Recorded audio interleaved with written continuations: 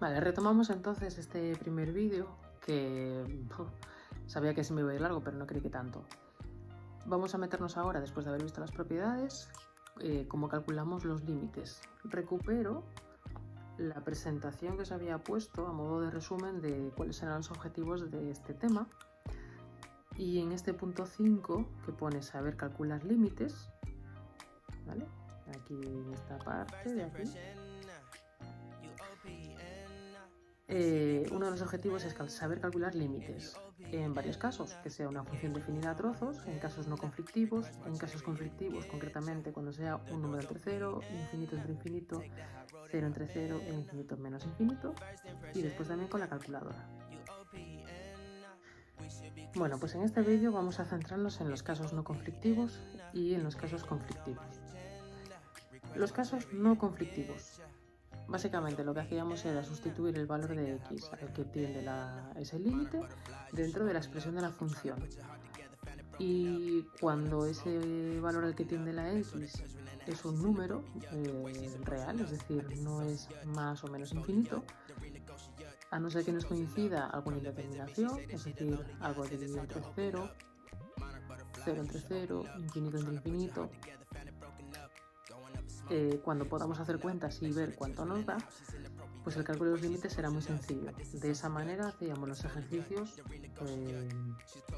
los límites del ejercicio 4 de la fotocopia. Estos juraría que los corregimos todos en clase, ¿vale? Pero bueno, si no, pues nada, los tenéis por aquí, podéis parar el vídeo y comprobar si los tenéis bien resueltos. ¿Qué ocurre si nos da problemas? Es decir, si cuando sustituimos el valor al que tiende la x, nos sale algo como un número entre 0, infinito entre infinito, 0 entre 0 o infinito menos infinito. Pues en ese caso vimos que se resolvían de varias maneras. Como casos no conflictivos, podemos aprovechar para resolver los límites del ejercicio 11, que es el que os había dejado, si no recuerdo mal, de deberes para el fin de semana antes del parón. De acuerdo, entonces vamos a resolverlo ahora. El ejercicio 11. El primero de los límites era límite de x elevado a menos 5 cuando nuestra x tiende a infinito positivo. Recordad que estos exponentes negativos nos indican que hay que hacer el inverso.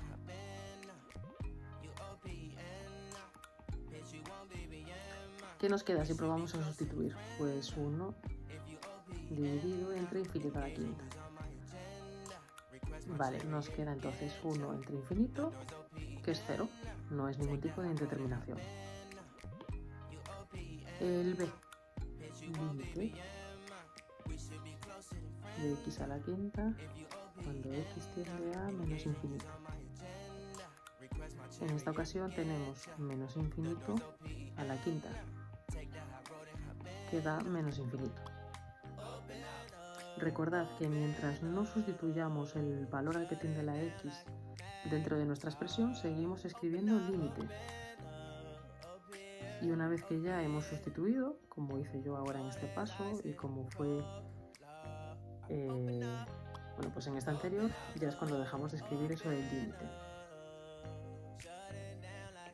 El c,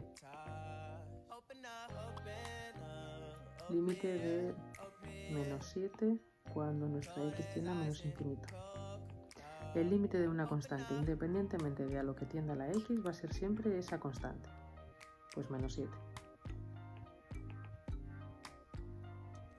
El d sería el límite de x elevado a menos 3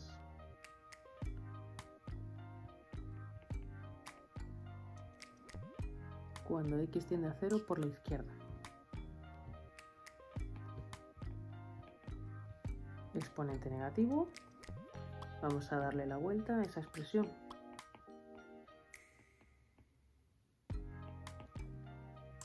Vale, ¿qué nos queda? 1 partido por 0. Pero si nos estamos acercando por la izquierda, venimos de valores negativos de la x.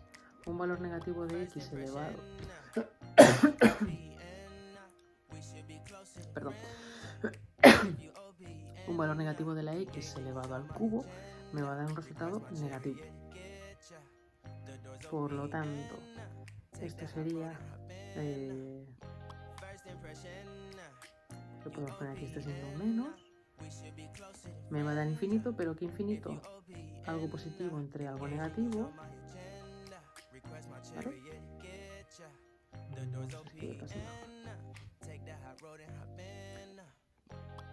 Positivo entre negativo, esto da menos infinito.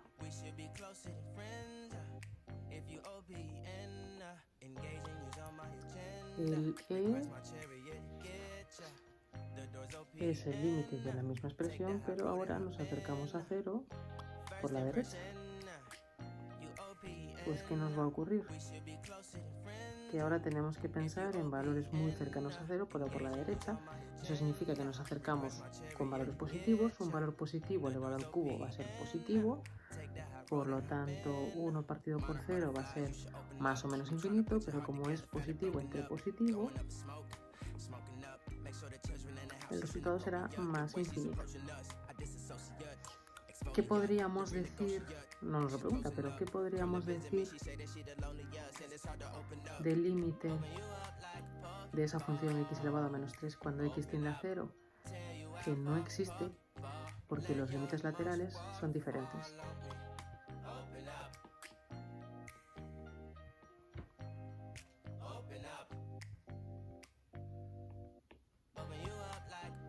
Venga, que nos quedamos. Límite cuando x tiende a menos 5, perdón, inventé una fracción. Límite de x elevado a menos 5 cuando x tiende a 2, pues es el límite de 1 partido de x a la quinta cuando nuestra x tiende a 2. Sustituimos. 2 por 2, 4,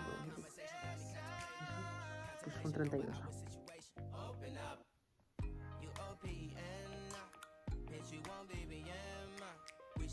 Y el último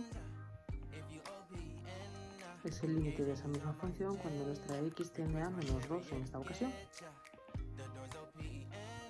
Le damos la vuelta a esta expresión para que nuestro exponente sea positivo. Y ahora será menos 2 a la quinta, que es el de menos 32. Y lo vamos a escribir mejor así, afectando a toda la fracción.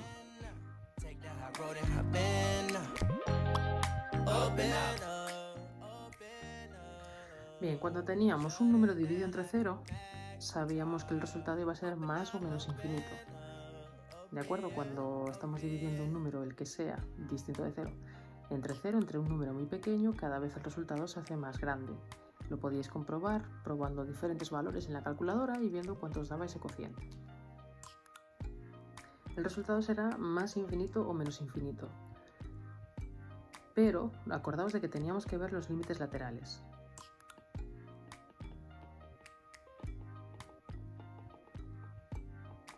Se supone que cuando tenemos este tipo de límite, la situación es la siguiente. Un cociente de fracciones, un cociente de funciones, perdón, la x acercándose a un valor, entonces tendremos que ver el límite cuando nos acercamos a ese valor por la izquierda y cuando nos acercamos a ese valor por la derecha. Recordad que se escribían de esta manera.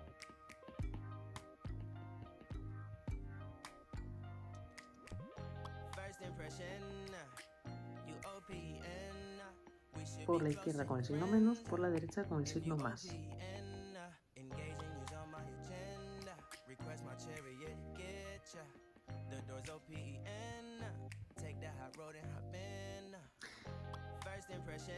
De acuerdo.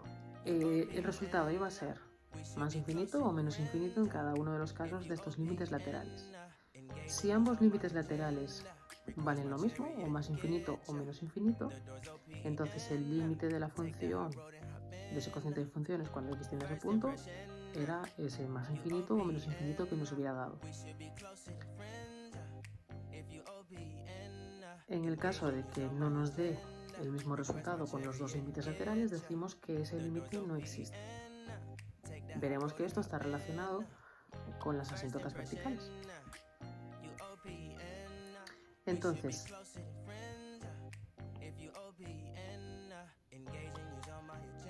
para practicar este tipo de límites teníamos el ejercicio 6, que tengo por aquí resuelto.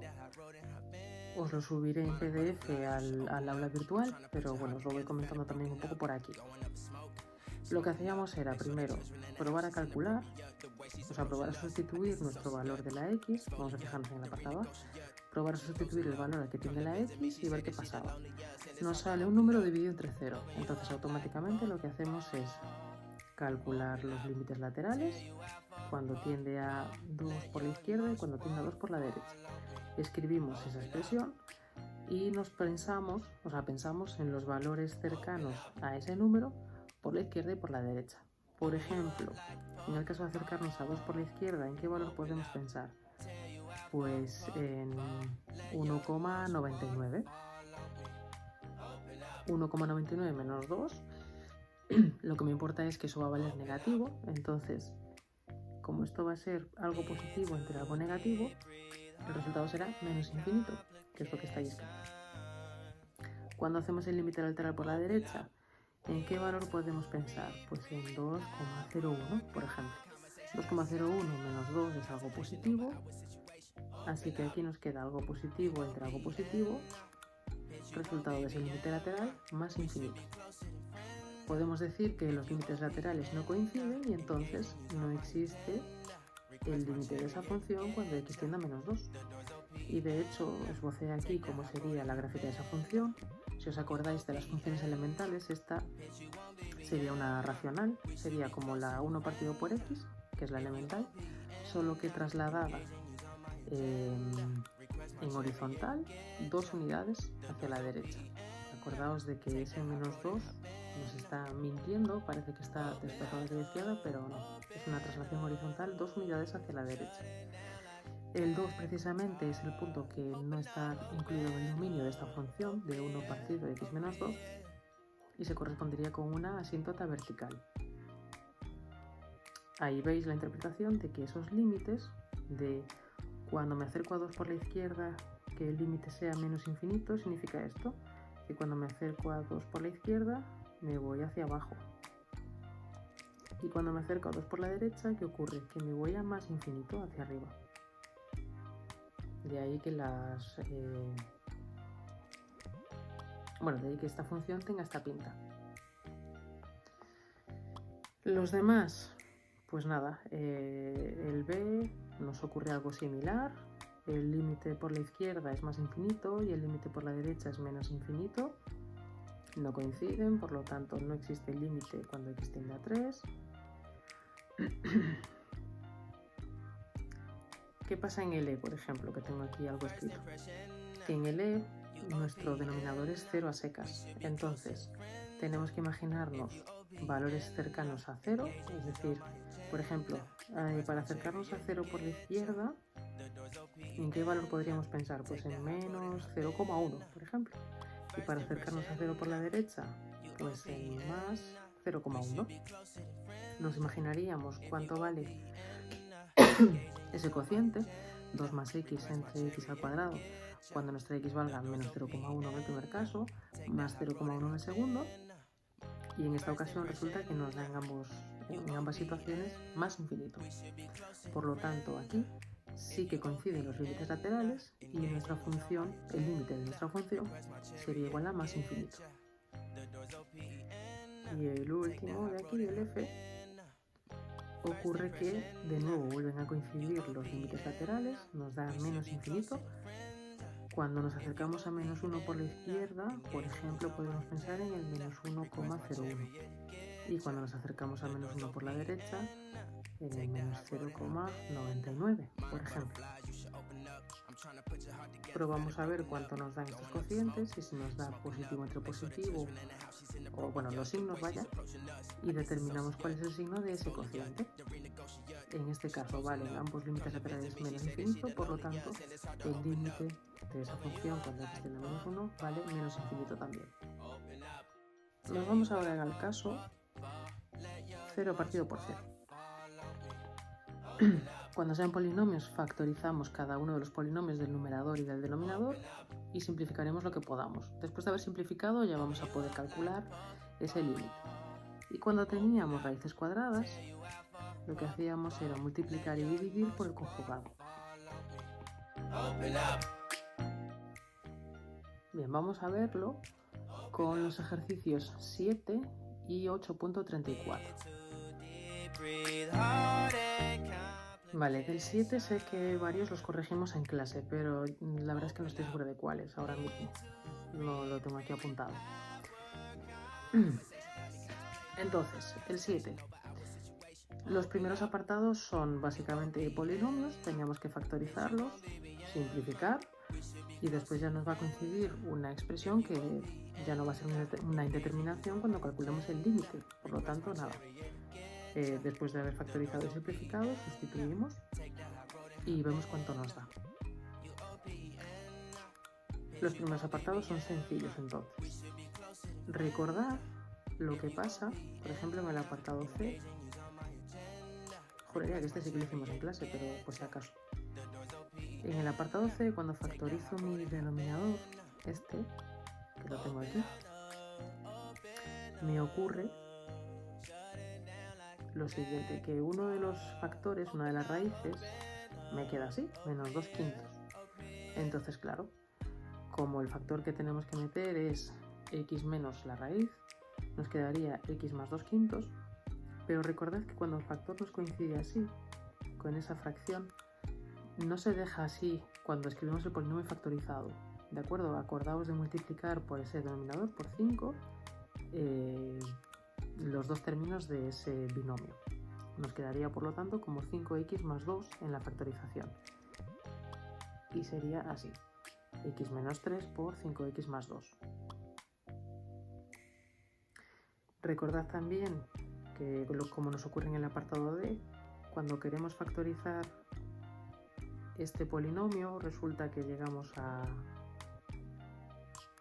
esta expresión de aquí.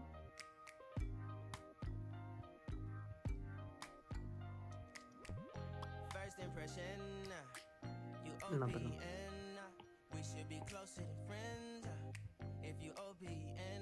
Esta aquí. Esta, hacemos Ruffini, una raíz sí que la sacamos, que es menos 1, pero después montamos el polinomio de segundo grado y al aplicar la fórmula general resulta que la raíz nos queda negativa, entonces no existe solución. Vale, pues esto queda tal cual en la factorización. ¿Vale? Fijaos. Acordaos de cómo se factorizaban polinomios. Vale, ahora del ejercicio 7, los apartados E, F, G y H ya tienen raíces cuadradas. Aquí era cuando había que utilizar el conjugado. En el apartado E, por ejemplo, el conjugado de la raíz cuadrada de 1 menos x menos 1 es, tengo por aquí, esto de aquí, raíz cuadrada de 1 menos x más 1. Multiplicamos y dividimos por ese conjugado. En el numerador nos va a coincidir una identidad notable, acordaos, que sería la de suma por diferencia, a más b por a menos b es igual a al cuadrado menos b al cuadrado. Por lo tanto, directamente nos queda esto de aquí. Cuadrado del primero, 1 menos x, menos cuadrado del segundo, que es 1. Vale, una vez que operamos por aquí las expresiones, podemos simplificar y ya llegamos a una expresión que no va a ser una indeterminación, sino que ya podemos calcularla y en este caso nos daba menos 1/4. En el F, el conjugado de esta raíz es raíz de x más 1, hacemos operaciones, factorizamos y simplificamos, igual que hicimos antes. Es decir, es algo así como que al multiplicar y dividir por el conjugado nos metemos en el caso de que no teníamos, o sea, nos metemos en el caso de cuando no tenemos una raíz cuadrada. ¿De acuerdo? El procedimiento sería factorizar y simplificar, que es el objetivo de factorizar realmente. y conseguimos aquí el resultado, nos da 4, y después los otros dos, por ejemplo el g, raíz de x menos raíz de 3, este es el conjugado. Después de operar, factorizar y simplificar, conseguimos llegar a este resultado. 1 partido 12 raíz de 3. Vamos a racionalizarlo. Y finalmente nos quedará raíz de 3 partido 36. Y el último, que sería el h, este es el conjugado de esa raíz cuadrada que nos aparece. Llegamos a esta expresión, operamos y podemos simplificar ese factor x menos 2 y llegar a una expresión que ya no es una indeterminación, sino que sabemos que vale 8. Bien, llegados a este punto os propongo que hagáis el ejercicio 8.34 y lo incluiré también en el vídeo de mañana del martes a las 4 de la tarde.